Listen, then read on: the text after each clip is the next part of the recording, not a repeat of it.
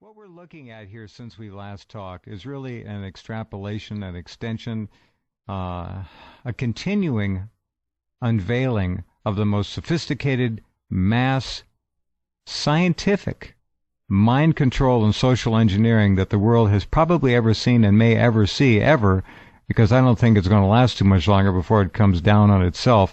But the media, you remember when it was said that the Marshall McLuhan said the message is the media, or the medium.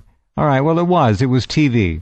And just as some people were beginning to grasp the overwhelming power and influence and psychological, emotional, mental, spiritual subjugation of that media, TV, along comes the Internet, which I think geometrically takes the issue of mass control and influencing that much farther. And then we can, of course, stir into the pot that cauldron of hell, cell phone radiation, electromagnetic fields which literally drown us. We're living in a fishbowl. 150 years ago, there was no EMF to speak of, except for a few lightning strikes and maybe something from space that dropped in now and then.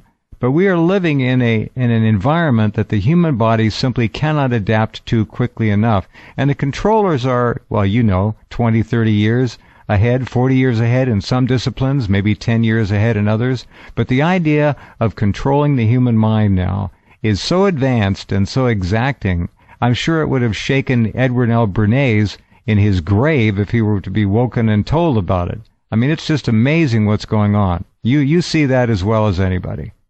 Oh, yes. I've been observing it for years, and of course, I've studied it extensively, and they took one of my inventions and put it under secrecy for years because some of the technologies I've developed can be used for mind control.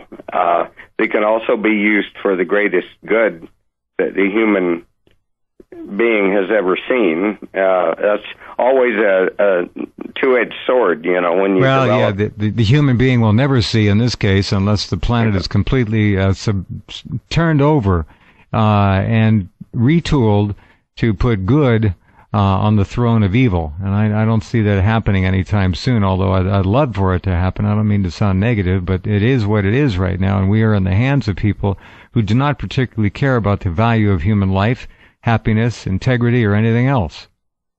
Well, that's true, and it's Iblis fair seeming. All the TV shows and movies program people. They think that the darkness wins, and that it's good to have no integrity. The people with no integrity, they're always, they're rich, they drive the best cars, and they end up, winning and beating the other people out. So greed is good. And then greed wins. Greed is good, and that message goes in on several levels. And remember, it is also being enfolded and embedded into the subconscious through these technologies we've briefly mentioned. We'll get into that more as we continue. Exactly. Yeah, the technology's reinforced, so we're getting it subconsciously and we're getting it consciously on multi-levels. The TV sets, scan rates, and, are designed to put people into, alpha states or below and hypnotic trance. And then they've got the modulations coming from the Wi-Fi towers and the modulations coming in through subliminal programming on the TV sets, and then also through the power lines. There's plenty now, of... Let me say one thing, and then I would like you to please tell us that anecdote again. That is a classic, and it's crucial, and it was many years ago. Now, the idea that the human mind is an electronic organism, an electronic machine, is certainly not what most people envision. They think we're chemical first, what we eat is crucial and all that. It is crucial, but we're electrical first and chemical second. And they, being the scientists who are behind this effort to control people, have decoded much, if not all, of the valuable parts of the human emotion spectrum. The emotional spectrum is known in terms of hertz, megahertz, and other kinds of electromagnetic radiation and frequencies, and can be programmed. We know that people who go near secure military installations will all of a sudden become very nervous and frightened and want to leave. They want to get the hell out of there. And that's because the frequency for fear is being broadcast on a perimeter basis all around that facility. This is really older technology. It's not new. Now, what Pat just said is critical. We all know about cell phone towers. We know about the Gwen towers. We know about satellite applications of electromagnetic fields. We know about the HARP program to pump up into the ionosphere tremendous amounts of electronic energy and then use that to beam back down specific and selected frequencies which can affect small groups or large groups of peoples and populations.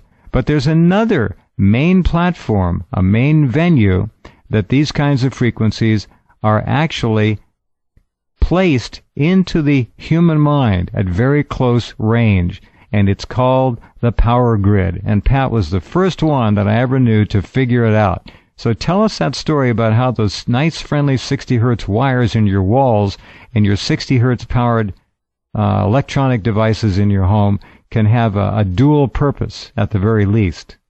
Well, John Lilly was a good friend of mine. We worked together for the Navy on dolphin projects, and John Lilly developed technologies for bypassing the mechanisms of the human brain that resist programming. And he developed, I'll tell it this way.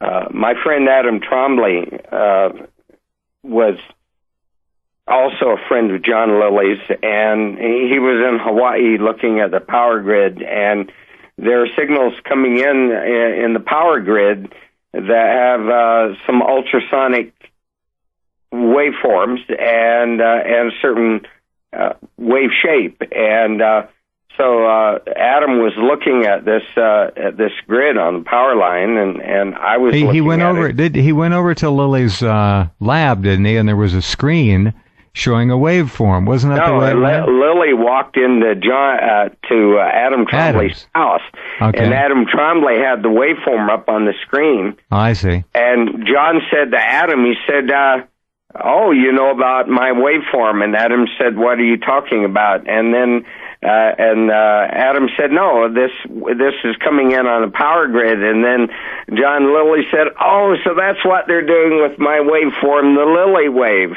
And if you Google the Lilly wave, you'll find just one reference to it. But basically, it's a waveform that enables you to bypass the resistance of the human mind and program the brain. And you can transmit fear, you can transmit any emotion, any kind of information you want on the Lilly wave. And basically, Adam had discovered that they're using it through the power grid, and subsequently I've been all over the country, all over the world, and measured these things, and apparently there are black boxes in the power companies that produce the Lilly wave, and they're associated with, Homeland Security or whatever. And basically, these devices put ultrasonic waveform pulses riding on top of the regular 60 hertz wave. And they are mind control waves, and they're coming into everybody's house. So the Lilly wave basically disarms the brain's ability to discern and decide. It just puts it in a neutral state where things just flow right in, much like the flicker of the old TV set will do. First time you watch TV, it takes about 2 minutes to get into that altered state. It's not beta, it's down in the alpha, almost theta range. You become really a zombie, and then after the first time, it's a matter of seconds. The second time you watch television, and you're taken right into that state where things can pour right into your subconscious mind. So the Lilly wave was used first to disarm the mind, and then your theory is, and Lilly's, and I'm sure Adam's as well, is that the Lilly wave was then piggybacked with any kind of known decoded electronic signature that would cause a reaction in the human brain and consciousness. Fascinating. Well, that is correct, and we know the signatures for every emotional state. The signature of fear, the signature of bliss, the signature of anger.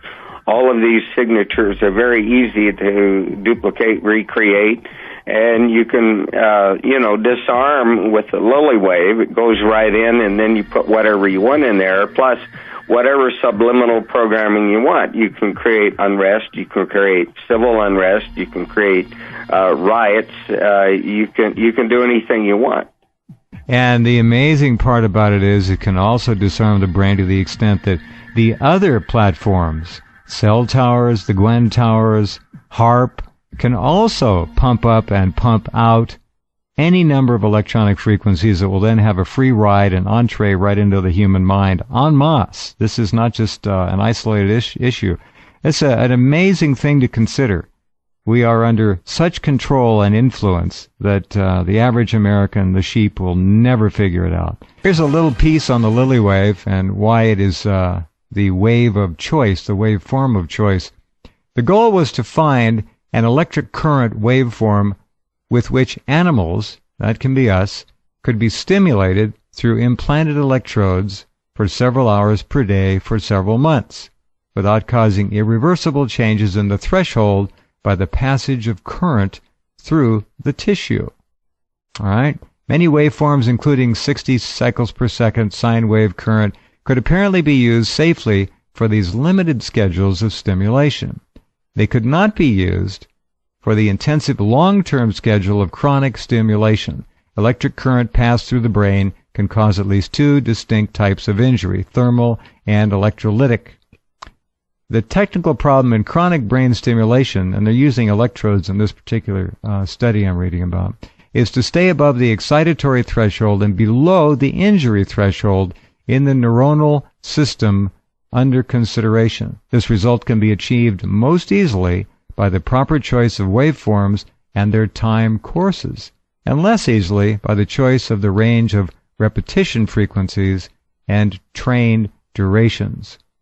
So they worked on this and came up with this final statement. The previous waveforms used in neurophysiology and in neurosurgery injured the neurons when unidirectional current passed through the brain.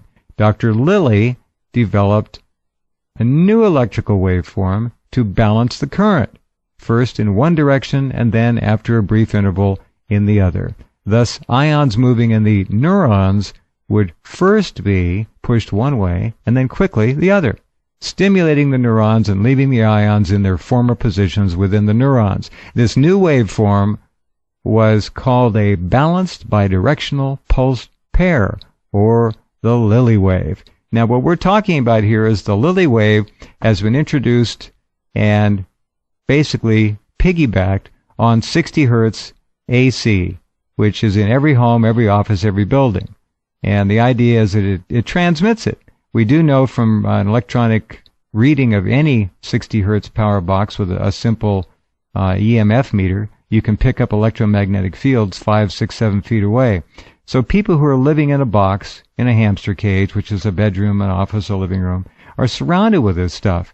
And if they send the Lilly wave in, piggybacked on top of it with other, well, we won't call them control, but we can call them influential frequencies, we have the perfect way to directly affect masses of people in their homes, offices, and other structures where they hang out.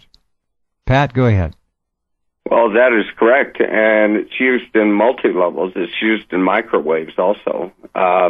Microwave stimulation of the brain. The problem with stimulating the brain continuously with microwave or control frequencies is that you can cause damage. You don't want to damage people's brain unless that's your intent. But they're doing a good enough job on their own.